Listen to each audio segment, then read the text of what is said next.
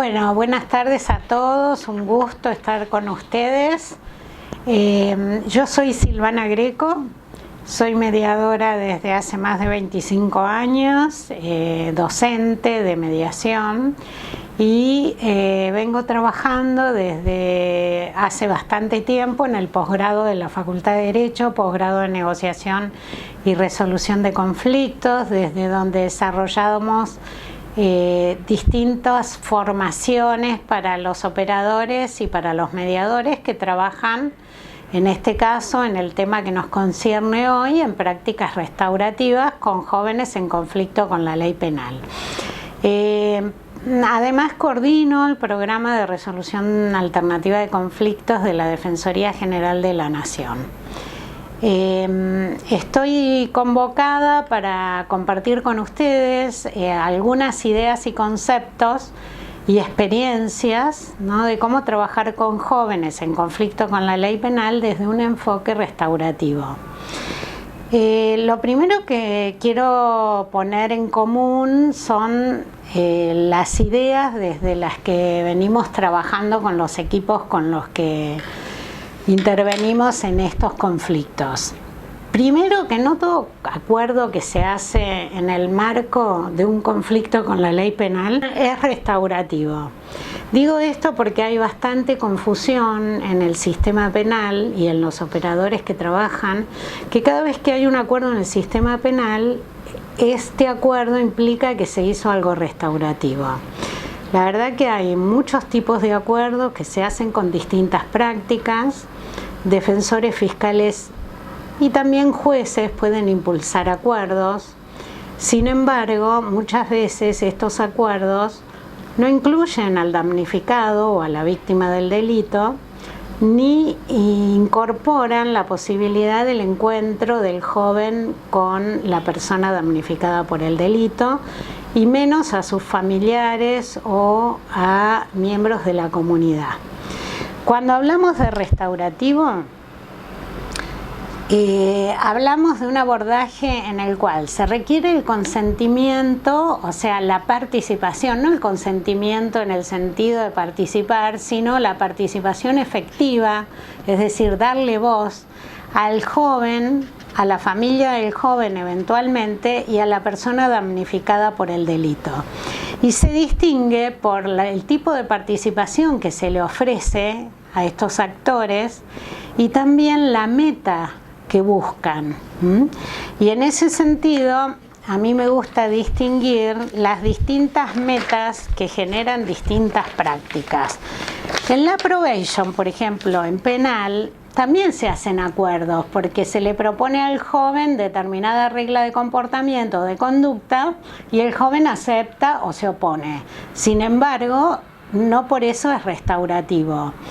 Hay acuerdos en el sistema penal que son solo reparatorios, es decir, se ofrece por parte del joven algún tipo de reparación y es aceptado por la persona damnificada con acuerdo de los operadores del sistema penal, pero lo que se busca es nada más que obtener una reparación del daño sin trabajar en un proceso que restaure, en el sentido de que el chico pueda reflexionar sobre lo que hizo, contactarse con la acción que dañó a otro, contactarse y entenderlo y escucharlo al que fue dañado, y que a su vez pueda hacer un proceso reflexivo sobre eso, así como el damnificado o la víctima.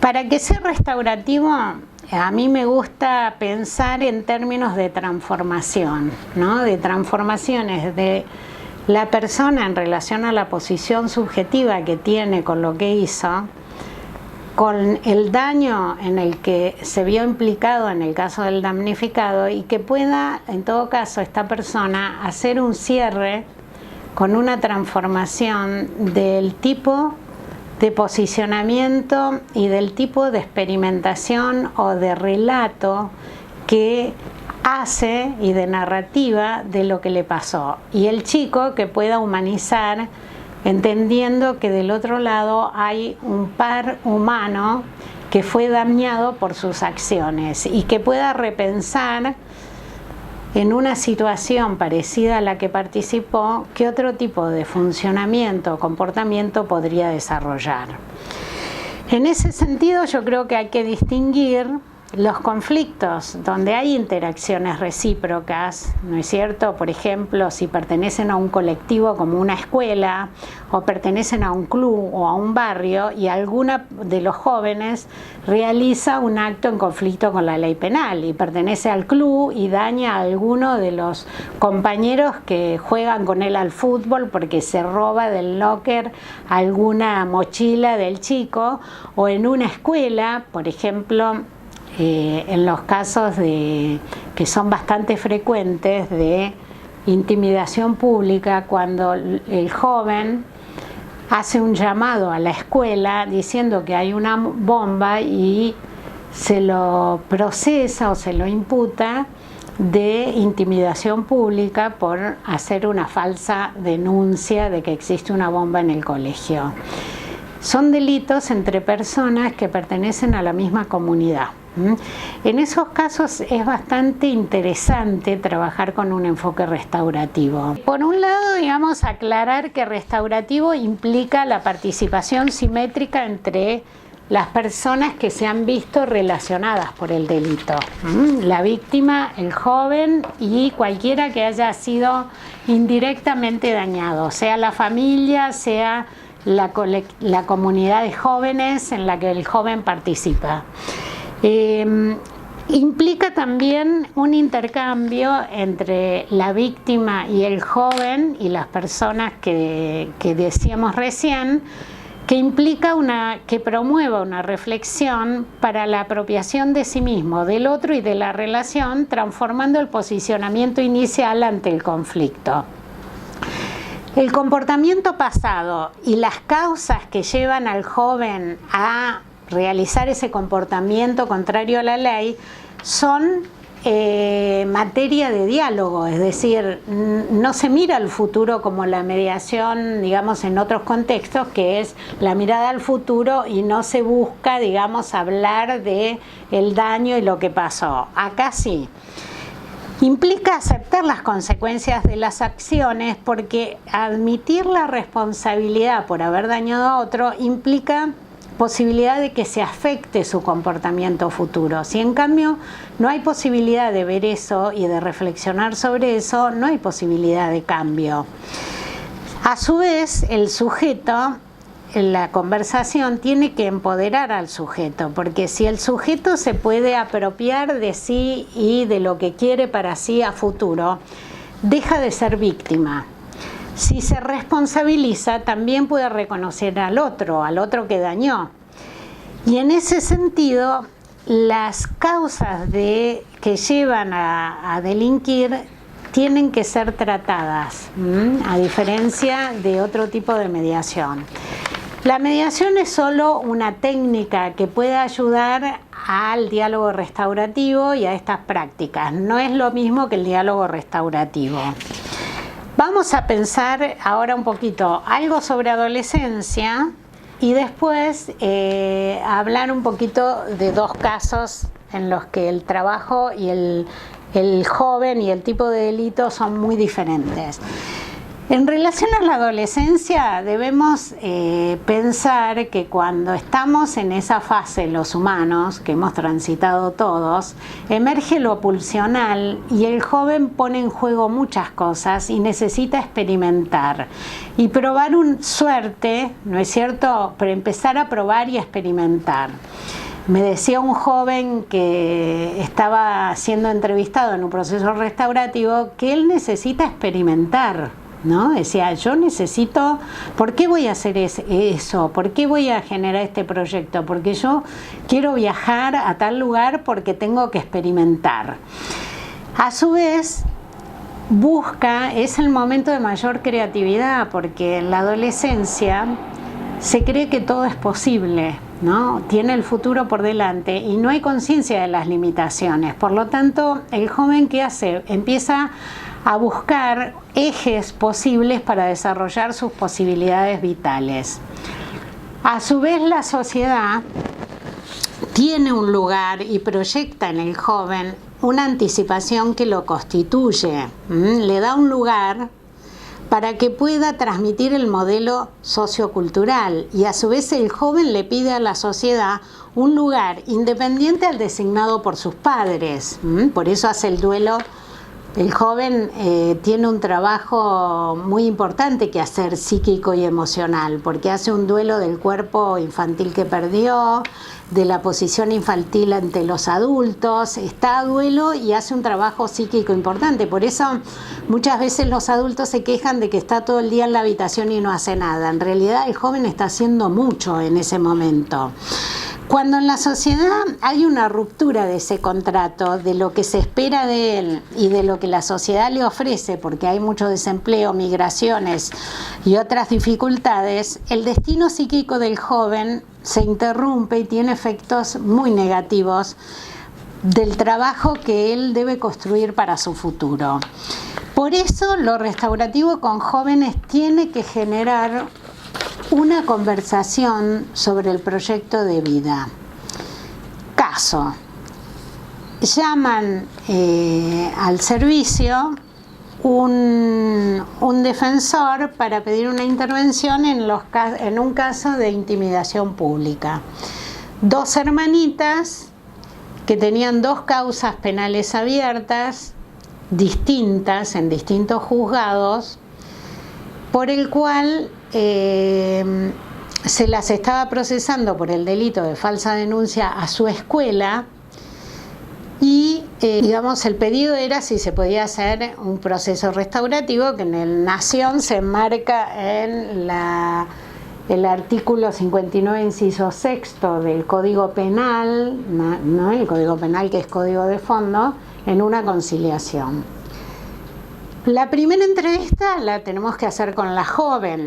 Una era menor, la otra era mayor. Con las dos chicas no querían venir juntas porque estaban peleadas, eran dos hermanas, vivían juntas. La menor, la entrevista siempre es con algún adulto que lo acompaña, es decir, con el padre o la madre. En este caso vino la madre. Se hace la entrevista con la chica y la madre estaba muy preocupada por la otra hermana mayor, más que por la chiquita que había venido con ella. Entendía esta mamá, ¿no?, que ella, al dar una información de que la mayor también cursaba en ese colegio, había sido culpable de que la impliquen penalmente también a la hermana.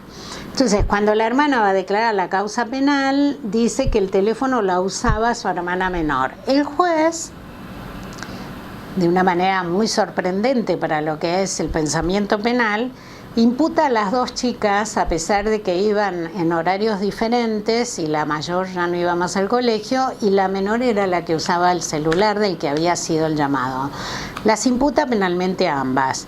Entonces, el trabajo que hubo que hacer con la familia fue poder entender, digamos, la situación de pelea de estas dos hermanas, que hizo que fueran en la preparación de la declaración penal descoordinadas, de modo que lo que dijo una en una causa sirvió para imputarla a la otra también.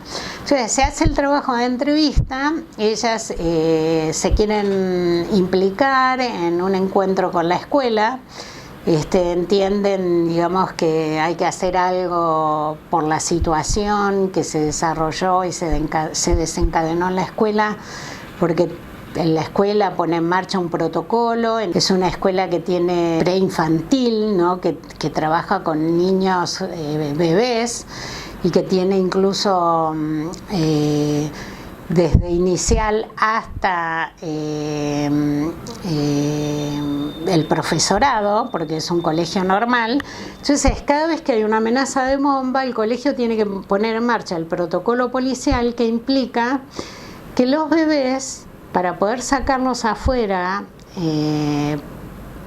por la amenaza, antes los tienen que preparar sacando las cunitas al patio y llevando a pasear a las cunitas, porque si no, los bebés, si los sacan sin haberlos como preparado previamente, después al día siguiente, o sea, quedan muy marcados, muy asustados y al día siguiente no quieren volver a la escuela.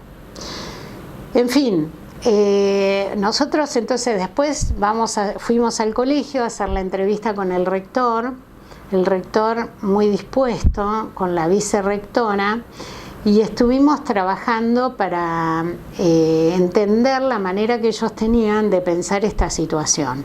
Una escuela que había tenido 15 amenazas de bomba ese año y que no sabía qué hacer con eso y dejaba que las causas penales siguieran más allá de lo que pasara. O sea, lo único que hacían era ir a declarar cuando se los llamaba a la causa penal y después no sabían qué más pasaban con eso. Entonces decidieron implicarse un poco en la conciliación, entrar en el proceso restaurativo. Y bueno, se trabajó con 3 reuniones con las jóvenes y su familia y 3 reuniones con la escuela, con el rector, vicerrector y la psicopedagoga, y finalmente se preparó para un encuentro compartido entre las 2 jóvenes, el rector, la psicopedagoga y la vicerrectora.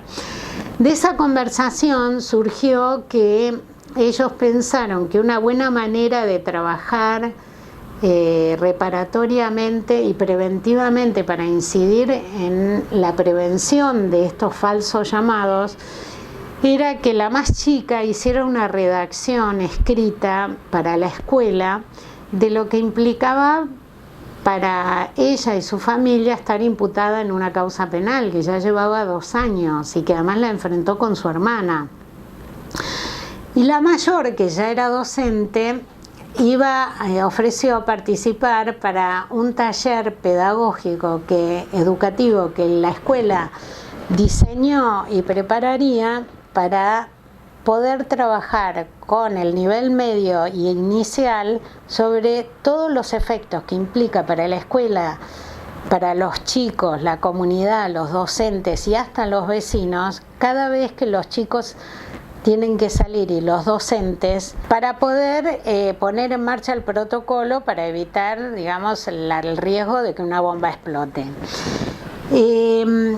Los chicos, o sea, la joven, la chica menor hizo su redacción y con esa redacción el colegio se comprometió a hacer un video educativo donde un actor iba a representar el guión, iban a hacer un guión con esa redacción de la chica. La chica no podía ser actriz en ese colegio porque hay una hermanita más chica que también cursa ahí.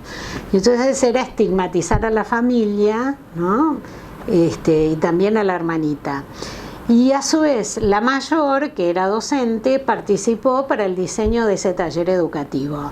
Es momento en que en este momento el colegio está presentando y trabajando con el nivel medio inicial de la comunidad educativa de alumnos con estos talleres para concientizar lo que implica ser una falsa amenaza de bomba, que en general está motivada o en que tienen pruebas y no están estudiado y no quieren hacer las pruebas, y entonces en vez del colegio impulsar diálogos, entender lo que está pasando y hacer alguna actividad, el colegio no hace nada.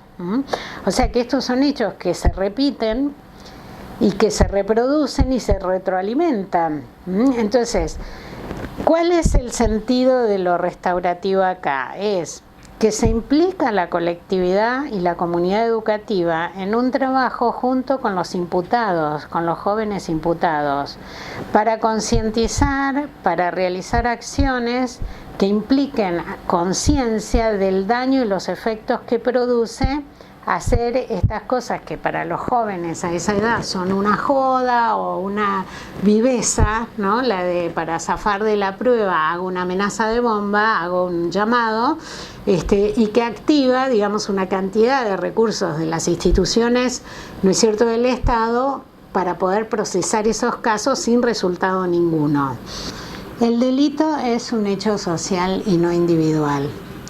Por lo tanto, para trabajar restaurativamente es necesario, con jóvenes en conflicto con la ley, es necesario que se impliquen las áreas de salud, de educación y sociales y de justicia.